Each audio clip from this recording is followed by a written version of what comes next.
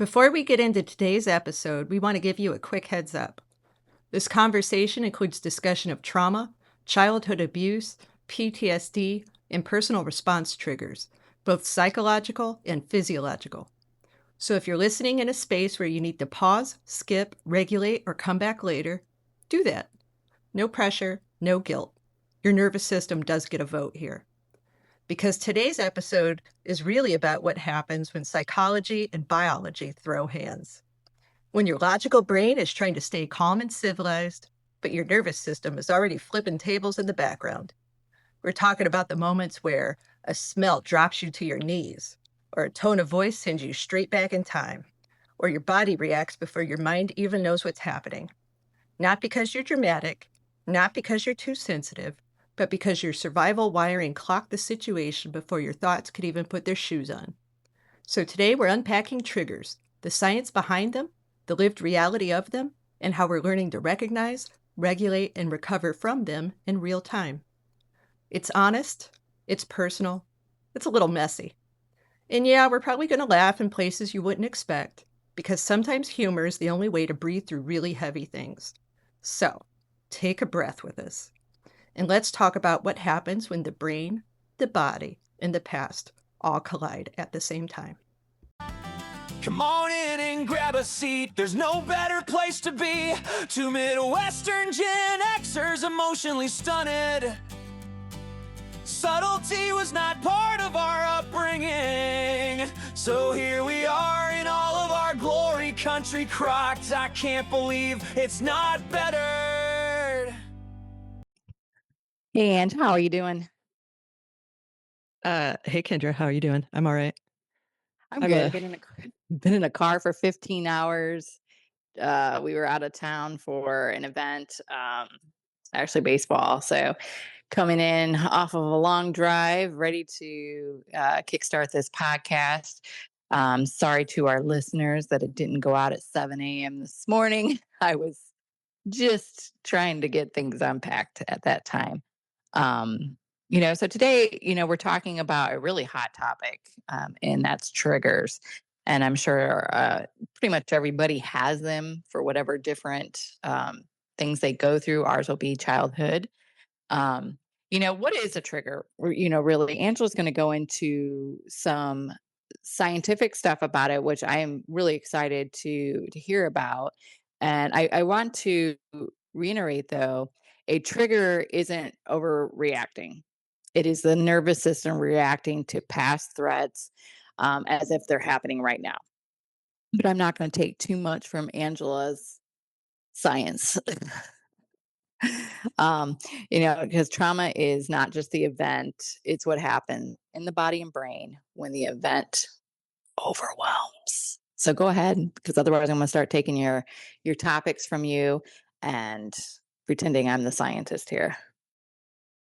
I'm gonna Bill Nye the science guy here. Hold on, I didn't have any lattes today. Coke? Oh, Ugh, yuck. Pepsi products only over here. well, they were on sale, and if we're talking about triggers, my dad loved to drink Pepsi out of a glass bottle, if you remember. Yes, I do, but I too can tell the difference between the two. And Yes. I'll do Coke Zero if I have to. Like I did a couple yesterday and through drive-throughs as I was driving, just to give me something different than water and coffee. But so what is, I know you spent a long time this week really diving into triggers, what causes them, and coming from a scientific, and then I know we'll talk about our personal triggers as well. But why don't you let us know what you discovered? Okay. Well, I'm paraphrasing here and I'm putting things in layman's terms as I understand them. So, to be clear again, I am a master of business. I'm not a master of science. I'm not a master of psychology. But Kendra, you hit the nail on the head. Triggers are not overreactions. And, like it almost triggers me hearing people talk about triggers or mischaracterizing triggers like that. And so, to break it down to the simplest level, triggers are autonomic physiological responses. Like they are bodily responses that completely bypass the thought center in your brain. So, like, let me tell you a little story. One time I was in an elevator. There's not much to this story. Like it's not an interesting story, but I was in an elevator one time and a man walked in. We went up one floor. The man walked out. The door shut and um there was no one else in the elevator. My knees buckled. I fell to the floor. It felt like I did not have air in my lungs. I could not breathe. And all of this was from the man's cologne. I smelled that cologne and I had an immediate and unavoidable response. And what happened there was that my brain picked up this smell and it went straight past my thought control center and into my limbic system. All right. So in your limbic system, you have the amygdala, and it's this tiny little almond shaped piece of your brain, and it's not very big, but it actually does a lot for you. And so basically, your amygdala is your alarm center that works um, bypassing all rational thoughts, like bypassing any kind of data processing information. And this amygdala scans smells, sounds, all these different sensory inputs for threat. In my case, with the man in the elevator and the cologne, my tiny little almond shaped amygdala was like, oh no, no, no, no. Like we've smelled this cologne before. We don't like it. It's time to go into one of our trauma responses. And as we've talked about before, those are fight or flight, freeze or fawn. And so, in order to do this, your amygdala works with your hypothalamus, which is basically like your control center. And your hypothalamus controls your motor system, your nervous system, and your endocrine system. Well, guess what? All three of these systems cause the kind of responses that we've talked about with fight and flight, freeze and fawn. Your motor system, my knees locked up. I couldn't move. My nervous system, my heart was racing. I couldn't breathe. Your endocrine system is the one that produces your adrenaline and your cortisol. And if you think about it, you know, uh, Kinders and my mothers love to attribute triggers to the devil. And let me tell you guys, like you are giving the devil way too much credit here. Like this is not, Absolutely. yeah, this is not the devil's doing. This is actually something that helps us. Like this is something that we have adapted and survived with. And so before we can even think, our amygdalas, our brains assess danger and they say, "You gotta act quick," and they don't give us an opportunity to drag our feet, like, the amygdala controls our body for us, and so, when we talk about, like, these, automatic, physiological responses, like, they are no joke, like, we don't have control over that. What we do have control over is how quickly we recover from those triggers, and how do we do that? We have to know what our triggers are. We have to be able to we have to be able to recognize them basically. In that elevator, I didn't know what was happening, that it was so confusing. It took me a while, years to kind of figure that out. And I'd like Kendra, to talk through maybe how we can get through those faster. But in my mind, if you guys are like Umbrella Academy fans, Love like, that part of show. yeah, part of our healing exercise, like, we should all just be like Klaus. Remember in season 4 when, like, I Klaus and, loved like Klaus. I love, like, 60s Klaus That's was probably my my favorite. favorite. Yeah, that was like one of my favorite characters. I was so upset though with the last shows. We're not going to go into that though. Yeah, but season 4, like, Klaus and Dad, like, basically Dad figures out, like, he could come back to life, so what does he do? He keeps like, Klaus keeps jumping out in front of the bus, right? And he knows he's gonna die every time, but Dad's Absolutely. got that Yeah. stopwatch, and he's like, "Alright, faster, faster, faster." Let's talk about how to get you guys there. Right. So Angela with the scientific, I loved, that's that's amazing, good stuff, and to break it down into terms like me, because I'm like the person that always read the books, for what were they called? They were dumbing down stuff. But what were those Oh, called? Like like math for dummies or science for dummies. Well, this is science for dummies, which I'm talking about myself, folks. A trigger, basically what she's saying is a trigger is a nervous system response. And so many times, like our moms, they give credit to the devil, or a lot of people that aren't Christians, they think it's a character flaw. And that's what just, it's like nails on a chalkboard when people say it's a character flaw or along those lines. Um, it's with triggers, for me, I still we're still going to get triggered. I hate to tell you, I'm not going to take your triggers away, and I'm not going to spiritual gaslight you by saying, well, just find it in the name of Jesus and it won't ever happen again. We live in a world that's not heaven, not a utopia. Things are going to happen continuously to us that are going to trigger us, that are going to test us. And when you know that you're getting better, it's just by your response time to it. So for me personally, I still get triggered, by a lot of things. A lot of people will get triggered by tone of voice or facial expressions. Um, I do the tone of voice, not so much the facial expressions, because I am horrible with facial expressions. I'm like the friend you don't want to sit next to, that you're like knocking to tell me to be quiet because I'm going to say something stupid. My face is still going to say it. So if you are triggered by facial expressions, do not sit next to me and ask me to be quiet. But these voices, like tones, I even notice it when I'm talking with my husband, and he's never raised his voice. I mean, maybe once or twice, but it's because I egged it on. But like just certain tones that he'll use if he's saying something because he's tired or something, just however he says it, it triggers me. I'm very like I'm even keel. I want an even keel tone at all times, and that's something I'm working on is to understand different tones. Another one, there's conflict, and disagreements. I used to not be able to do that. Like, so for me, any kind of conflict, I will just shut down. I used to shut down. And now people think I'm so like I've told you before in the other podcast, like I'm feisty, or what else have I heard? I'm aggressive, or I am too blunt. Listen, when you have spent a lot of your childhood avoiding conflict, shutting down, my that is part of my healing. I tell people how it is, and then I go about my day. Literally, I will express it for 2 3 minutes. I'll say what I have to say, and I'm over it.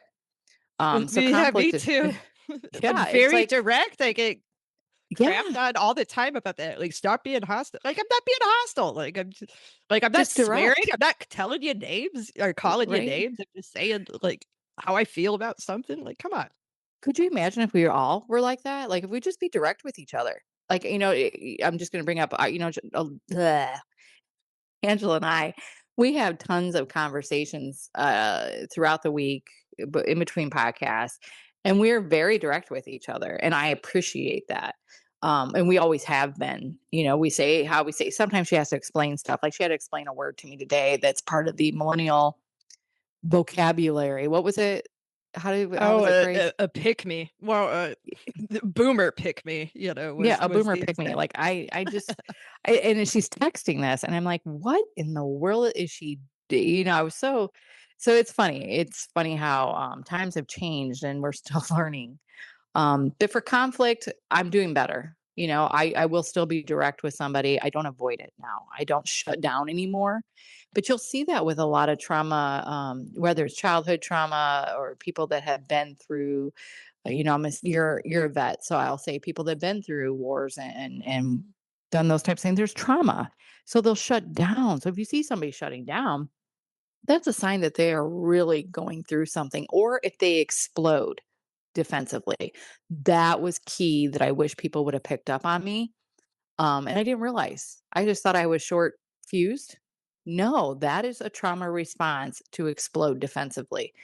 If I was in an argument or if something really bothered me, I would explode instead of counting, 1, 2, 3. I would go 1 to 10. It was on. That's a trauma response. I mean, how about you, Angela? Like, how did you respond to some of those things? Well, some of my triggers are easy to identify and communicate, some aren't. You know, I've had triggers, in the bedroom, in consensual, loving situations where, well, you know how it goes in the bedroom. It was going great, until it wasn't. That's happened a few times, and for me, that's always been really embarrassing in the moment. That's something I've found to be hard to address in the moment, because, like, once you feel scared or unsafe, you can't really put your finger on why, and then, if you're with a trusted partner, it almost feels weird to communicate that to them because you don't want them to feel like you think they're scary or unsafe, so, for me, historically, like, that's something I've kinda swallowed and kinda not communicated, but then had to deal with on my own, and as I've gotten older and learned more about myself, I'm kind of able to go into situations more situationally aware of what's going to put me off, and reframe around that. You talk about tone of voice and stuff, that's 9 out of 10 times. That's my disagreement with Jimmy, like, maybe I am snappy, I got my mom in me, like I got the gift of nag like like the rest of them, but, the rest and the best of them. But, I do hear it sometimes, and I try to self-correct when I hear it. I'm like, "Alright, I know I sound like my mom. Let me scale back a little," but if he comes in with a tone like, "Woman," you know? Oh, no, no, no, I don't accept that. No, no, Like, no, no. I don't care how And healed I am. and I'm being a little hyperbolic here, like Oh, yeah. Jimmy's a gentle man, but, Yeah, like, we my are married to brain teddy bears. my brain Or interprets it like, like, "Woman?" yeah. And 'cause, I'll tell you, there's only ever been one man in my life, who had that kind of deep baritone tone with me, and, it was my dad, and, you know, somebody asked me since this podcast started how long my abuse lasted, and, I thought about that for a long time. I'm like, well, like, are we talking about the sexual abuse? Are we talking about the physical abuse? Are we talking about? Because I wanna say, for considering all forms of abuse, it's kinda still ongoing, but, for my dad, he was a source of pain my whole life in one way or another. But I can say that the last time he ever laid hands on me was when I was 16 years old, and, I had been arguing with my mother. I don't you know what, like, I talk about these arguments with my mother, I don't remember what a single one of them are about, like, I honestly don't. But I was arguing with my mother, and, she wanted my dad to get involved, and I was upstairs on the landing, in front of our bedrooms, and, he had started spanking me with the belt. And for some reason, he just dropped the belt, and he had the craziest look in his eyes. I don't know, did you ever see, like, a crazy look in my dad's eyes? Did he ever drop the mask in front of you? I can't recall, if I just I just remember him as pure evil. When you have a pure evil person, like, how you picture, I can't think of a show, but like where their eyes just go all black. Or there's nothing behind the eyes. I think that's what I remember. There was nothing behind. It's just evil. Well, and it's Just funny evil. 'cause my youngest daughter has been looking through my baby albums, seeing pictures of him, she was like, "Did grandpa ever smile in photos?" And I was like, "Yeah, later." She was like "His eyes look dead in all these pictures, it's really weird." My 12-year-old said that. But, And that's where I will agree with, our moms if we want to use the church stuff here or Christian stuff. I will agree that I do believe, I will say you sent me a picture the other night and I was looking at it. And when I looked at it, it is almost like a puppet, and a demonic force working through them. And when you look at him, and I have been in places throughout my life, and in meetings and stuff, and I keep a journal, and so I'm not making this up, and you might think I'm a little crazy, but I have seen, like, people just literally being puppets and demonic forces behind them. And that is what your dad was. It was just like when you look at those pictures, or if you can remember looking in his eyes, it was something, it was evil. There's an evilness. Right. So, yeah, he was wailing on me in that landing, and then he dropped the belt, and he had this look in his eyes that I had never seen before in my life. Like, they looked dark, they looked vacant, they looked evil, they looked like pure rage, and he gritted his teeth, and he said, like, out of the side of his mouth, he said, "I wish you were never born," and he lunged towards me, with both hands, and he put his hands around my neck, and he was, like, like, choking me out like Bart Simpson, Homer Simpson, style, like, and, like, I can remember this, vividly to this day, and that was the only time my mom ever pulled my dad off of me. She did, to her credit, pull him off of me, and, like, after that, he never touched me again, and, I had thought before, maybe he was so remorseful, and he was so afraid of crossing that line again, but, no, that wasn't it. My dad wasn't remorseful. He never touched me again because he was so afraid of, like, losing it. Like, my dad always had to be in complete control of his image, and everything he was doing, and he knew he had gone too far, and he didn't trust himself, like, not to reveal who he was to my mother. Like, he already knew I knew who he was, but he was too close to revealing who he was to my mother. But anyway, if I hear any kind of baritone register, or, some sort of like a angry look in the eyes, like, I jump right back to that moment in 1996, and, it feels like I'm choking on my it feels like my whole chest is locked up and I can't breathe. It is very difficult for me to get out of that. As it should be. Mm, that is a hard one to remember and have to remember. Um, one of the biggest triggers for me is the feeling of being ignored. And I'm Oh terrible god, about it. yeah. Yeah, and people are always like, "You're just so demanding." No, what you don't understand is when a child has been abused and their signs are there and they're constantly being ignored, that grows up with that child, and then grows up into their teen years and into their adulthood. Like, so for me, even like one of my worst things that will literally trigger me, and I have a family member, I have a friend and a family member that, and I love them dearly, but it drives me absolutely, like, just gives me complete anxiety, and I have to pray and come down off of it. Is delayed text responses. That's why I don't like texting. And I've told you that before. I'm not a texter. Wait, is Angela it me? knows. No, it's not you. You'll text like you're almost too much sometimes. I love you. Oh, no, but it helps me. And I think that's why we communicate the way we do, is because we know.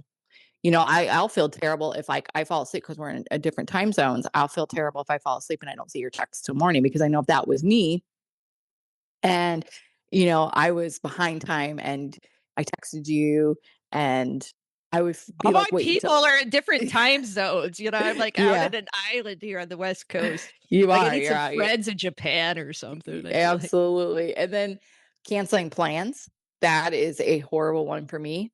When I have something planned, and Justin has really learned, my husband has really learned how to adapt to this, because I've been like this since we've been together, and we've been together for almost 30 years. But when something's planned, and I'm a huge planner, and in advance, and it gets changed, either like if I get a week, I'm okay. But if it gets changed like a couple days before or anything, it is literally a shutdown moment for me. it is like, oh my God. And like he now will, because if it's out of his control why the plans got changed and it's due to either a weather or just other people getting sick or whatever, he will, help me a lot and create something else right away to say, okay, yeah, I know. Another thing, and we're both terrible at this, is interruption. I am triggered by interruption. Like if I'm in a important meeting and I am interrupted mid sentence, it takes all of me to not get up and walk out. I won't say anything, but that goes along with that feeling of being ignored your whole life. And then so how do you work through that? Like what do you do? For me, I work through it by just sitting back now and counting. I physically will count in my head. You remember when you went to sleep and they told you to count sheep, like 1 sheep, 2 sheep? I will literally count like that in my head just to bring myself, like, some calmness and to let the moment pass. I suffered from and I still do, I suffer from anxiety, and I am so tired of people like, "Oh, that's a demon." No, folks, we do give people way too much credit. Anxiety is caused by ignorant people, and you're born with it's just what your environment and um, PTSD, CPTSD, things that both Angela and I suffer from. So the ticking of the chest will start in all these moments, and that's why I do my counting, just to get that elephant off the chest, and it does help. So if you're like me or like Angela, do some counting, or I know people that tap their fingers. They'll tap Right. their fingers underneath the table. I tried that. That didn't work for me. Counting's what works for me. You'll find a niche. You got to find what works for you. And while I'm doing this from the spiritual side, I am praying to myself. I am talking to God. Okay, God, you see this happening. Help me here. How are some things that you do to handle those triggers? Like the man in the elevator. I mean, you had to do the flight mode on him, that one. But like, how do you handle, like, if you're being interrupted or if you have a delayed text, the stuff that triggers us? Do I want to know? I don't handle being interrupted very well, and I know it's hypocritical 'cause I'm one of the worst interrupters in the world, and I know, I'm so sorry, like, my ADHD is so fucking bad, and, like, my thing is, Kendra, I'm so sorry, like, my thought like, I always have a million thoughts racing in my like, they're just, like, trains like on their own rogue tracks in my head, and if one of them like dares to try to exit my mouth, like I got to get it out right then or I'm going to lose it forever. And I'm working on it. Girl, I am working on it. I see you. Um, but yeah, meetings. You and I talked about this the other day. Like, remember when Kamala was debating and she's like, "Sir, I am talking. Like, sir, I am still talking. Sir, I'm like, I felt that. I felt that. I felt that. And I from a professional standpoint, have just, kind of revisited my expectations going into a meeting. Like, am I running this meeting? Am I facilitating this meeting? Yes, then I have an expectation to speak. Am I just a participant in this meeting? Okay, yeah. Um, Am I expected to just listen and learn, or am I expected to, give my ideas and feedback? Oh, if they just want me to listen and learn, like, maybe I should just go on mute and not worry about being interrupted in the first place.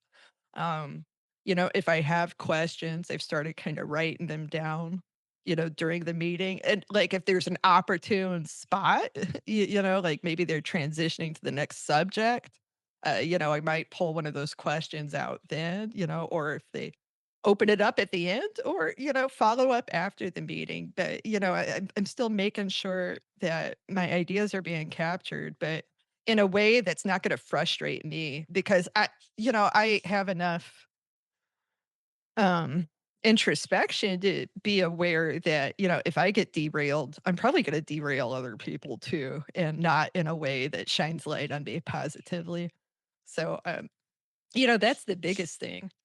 With my family, I haven't had to explicitly state all my triggers. Like, I really have some emotionally intelligent children, even getting ready for this podcast today. Kendra and I had a little misunderstanding about what time we were starting, and the misunderstanding was my misunderstanding, and I gooned that up. But anyway, like I had to hurry up and get ready, and I was kind of all over the place. And my kids know they know that I get flustered when I'm getting ready. I tend to forget things. I get overwhelmed, and just looked at me and she's like,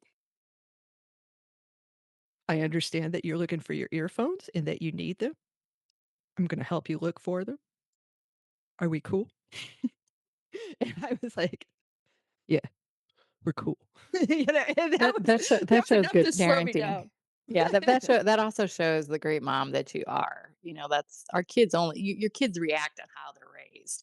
And so that should be another um not that you're seeking it, but another validation of how, far we've come as individuals that have come from complete hell.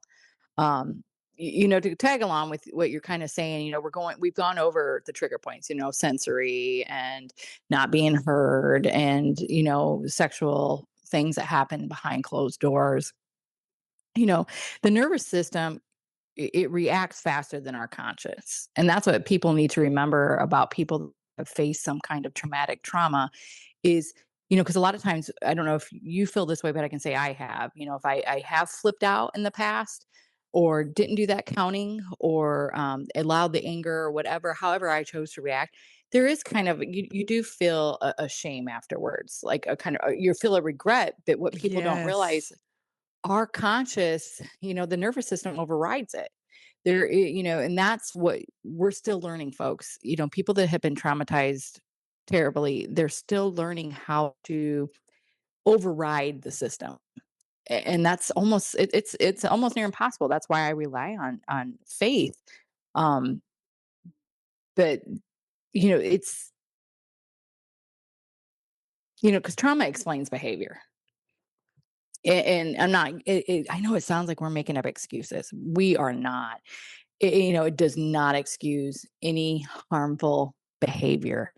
Um, it just doesn't. The nervous system, we were talking about overrides, your conscious and people, a lot of times people will just label you like, oh, that girl's crazy or she flips out. Oh, There's don't it's you just said my trigger word. yeah, exactly. And I know that I'm sorry, I completely forgot before I said that. Um, but they think we're too sensitive to things. They always think that I had that label of she thinks it's her against the world. No, it's not that I had the thought it's me against the world. It's that whatever you did or whatever you said, I didn't have time. I wasn't educated enough in what we've been through. We're talking in this podcast now, but if, like we said before, if it took place 5 or 10 years ago, we wouldn't be able to relate like this. So we didn't have the education on how to override the nervous system or see when that trigger happens, like in the meetings that if you're trying to drive home a point, somebody interrupts you, or if you have a smell or hear a tone, or something happens behind closed doors. We now have tools that help us. And that's why we really push get help. Don't try to do this on your own. Whether if you're seeking counseling, you're seeking a strong faith-based counselor or a regular counselor, it don't matter. Get help from professionals. We're not professionals. We're just hoping that you relate and hoping we can plant a seed. Well, Kendra, I was wondering, I know,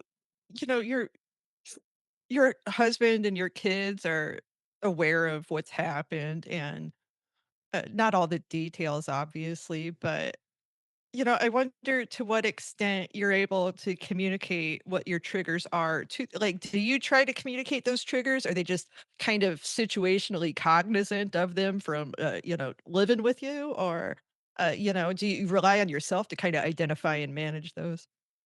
I think a little bit of both. I mean, your family is Justin's been with me through everything, every season of my life except for this season. So when you live with somebody, you kind of learn their mannerisms, you learn how they are. And that's why I believe a lot of marriages fail is because we don't take the time to say, okay, why is this person acting this way? Or is this a thing that we can change or a thing that we can work on? And I really do believe that's why a lot of marriages fail. Where Justin and I, like with my stuff, he didn't brush it aside. He didn't emphasize on it. He learned. He learned, we tease each other. We're the yin and the yang.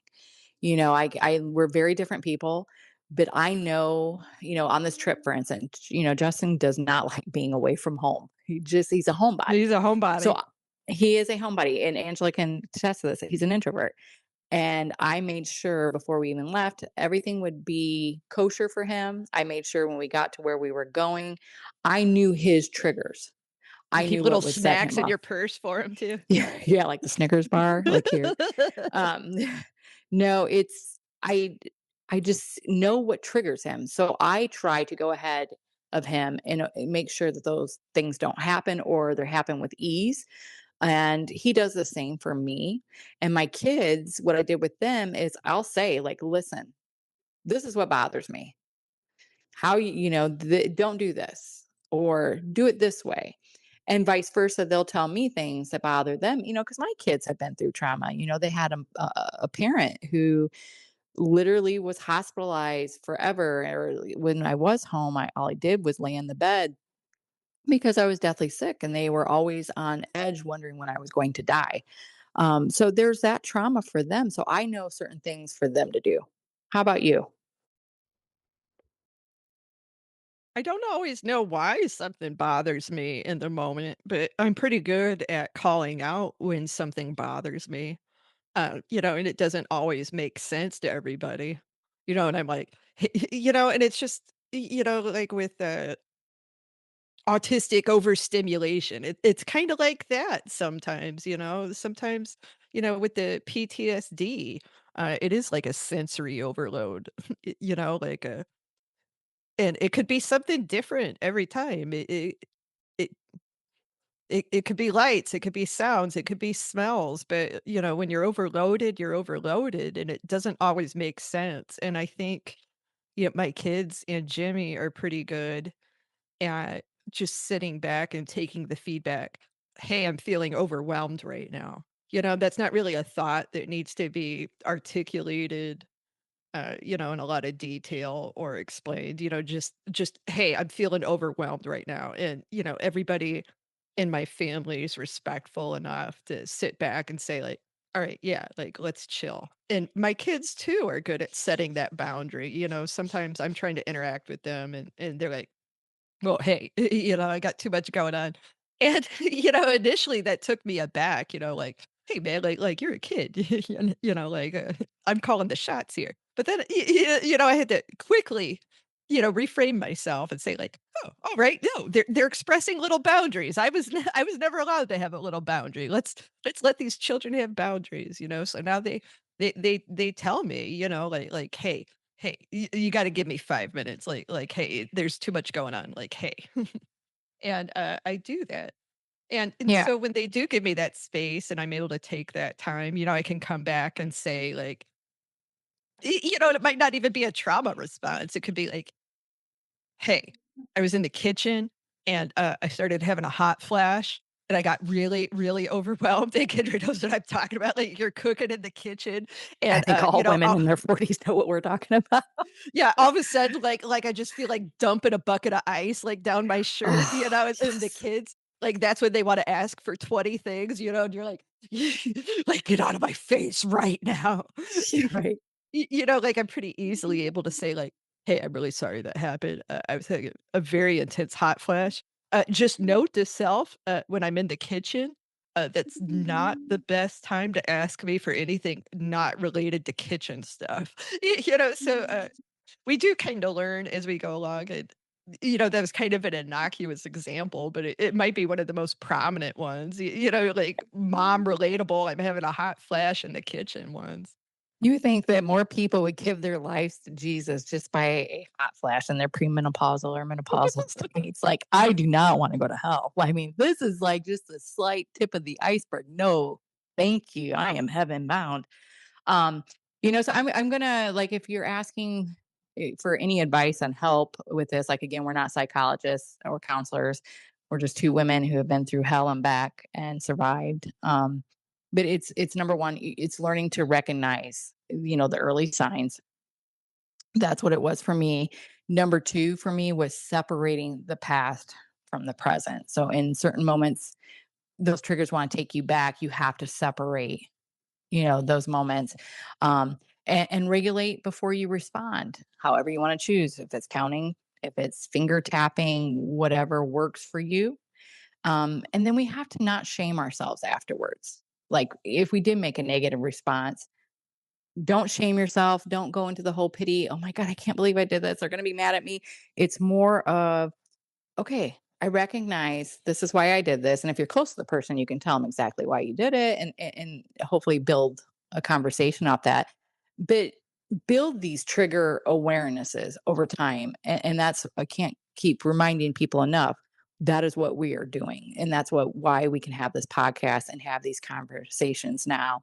And it's communicating proactively. Like, I will say that about Angela, it's great because she is a good, proactive communication person. So where she'll sense that maybe she might, like, for instance, she brought up our conversation today about the time stuff. Well, I wasn't mad, but she didn't know it because it's all via text. She communicated right away, like, "Hey, this is why I didn't understand," and that helps people that maybe might not understand us. And, we have to take responsibility, but take it gently, not shaming ourselves, but take responsibility, own our actions on those quick, moments that we might react. And being easily triggered often means you're deeply perceptive. So we have to notice those subtle mood shifts on ourselves as well. Like you just said in the kitchen, you notice it. You're got flames coming out of you because you're going through premenopausal. You're trying to cook and stuff. Like, And "Ma, the meatloaf." mom, the meat. I do like meatloaf. I haven't had good meatloaf in a while though. So why before I depart, and I know Angela's going to close us out today with like prayer and some last final thoughts and words. I do want to say, I'm not going to talk about, actually I'm lying. Talk about things, but like there's a lot that I is going on in our world right now that we are all deeply aware of, with child sex trafficking and basically our world being led by pedophiles. And it is disgusting that, I was telling Angela today that we're one of a trillion people that have been molested at a young age, that this is a norm. And there's something, and I guess I want to say that I'm hoping that even if there's an evil person that actually picks up and listens to our podcast, this is not okay. This should not be normal. This should not be a conversation that her and I are having to have, or a podcast that we should, even had a thought to create, you know, because not everybody makes it out of this. And Angela and I have made it out of hell of our childhood, but there are people, I'm not going to name names, but we have, Angela has cousins on her other side, and I'm not going to allude or say that this is why their lives have ended. But allegedly, they were molested, and it came out, the same story as I, and same story as Angela, and their lives, they unalived their lives. And my heart, I want to pay some tribute to them, and say, you know what? It's time we start listening. It's time we, as people, as a human race, recognize how wrong this is and stand up for these kids, and stand up for the kids that are in your family. Or if you hear something, or if you notice something, we are begging you. Angela and I are a product of making it, but we're the minority. Not everybody makes it. Thank you for honoring my other family members. That is something that's been heavy on my heart this week.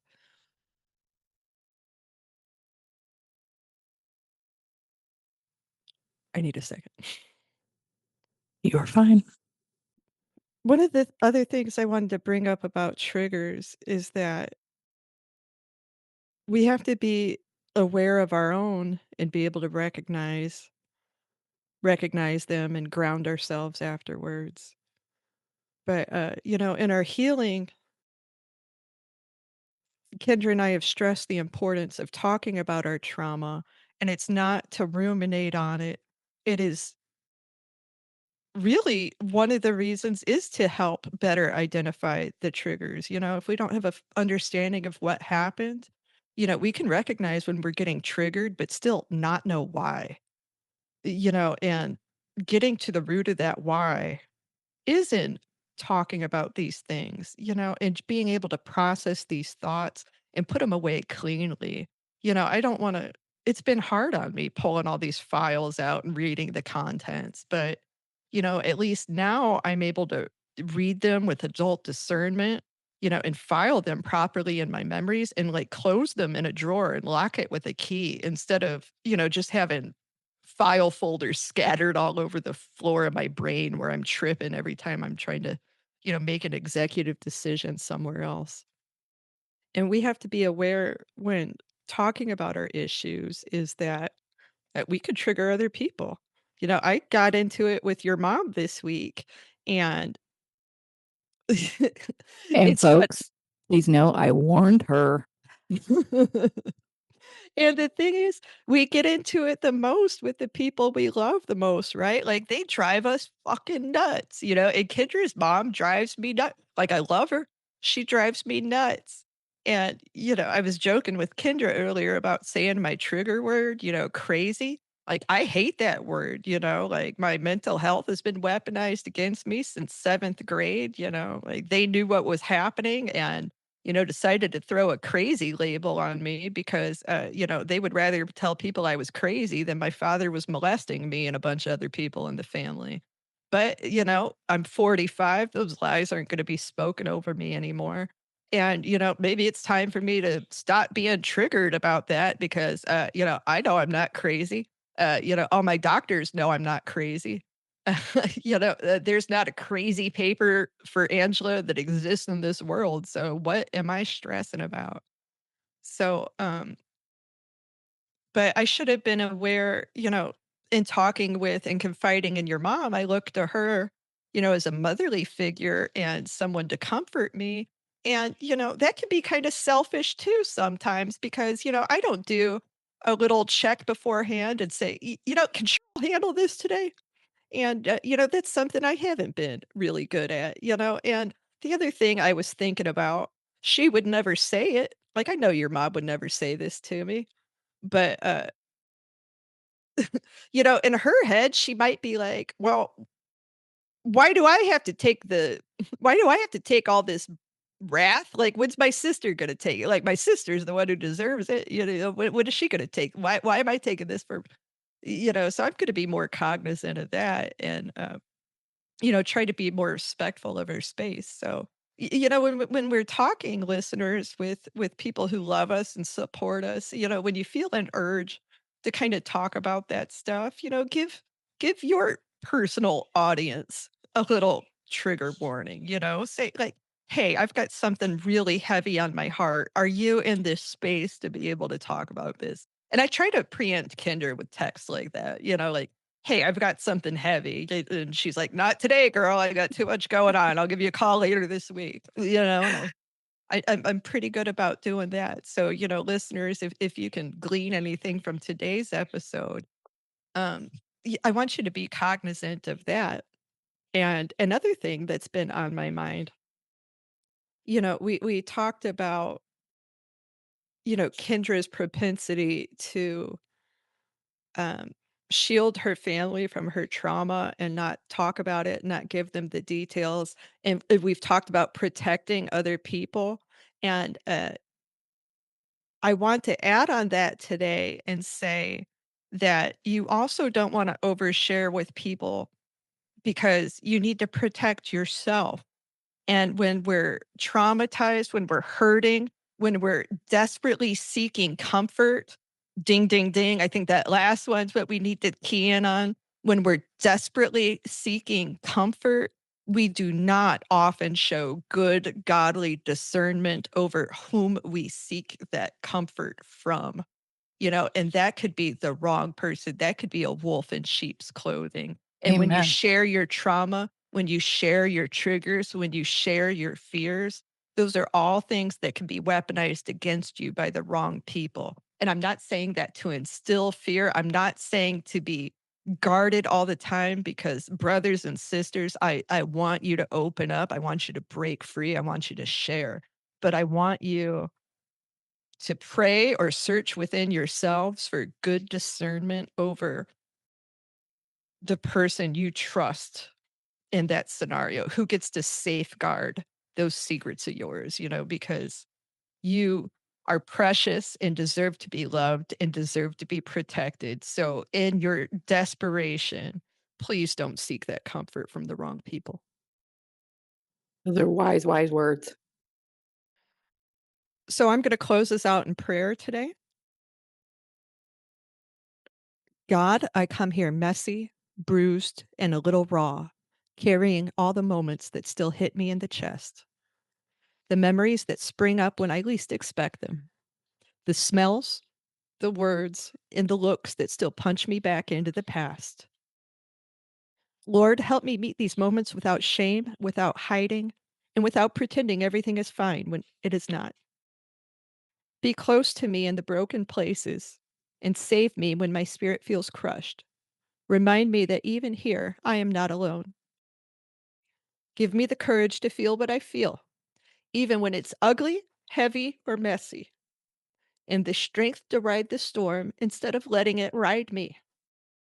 Let me give myself grace for not finding shelter as quickly as I would have liked. God, teach me patience for the parts of me that still ache, kindness for the parts that I have buried, and forgiveness for the people who hurt me, even when they will not acknowledge or apologize for the damage they have caused.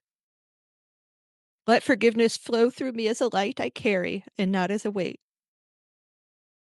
Help me untangle the memories from my now so I can carry what's mine to carry and lay down the rest without guilt.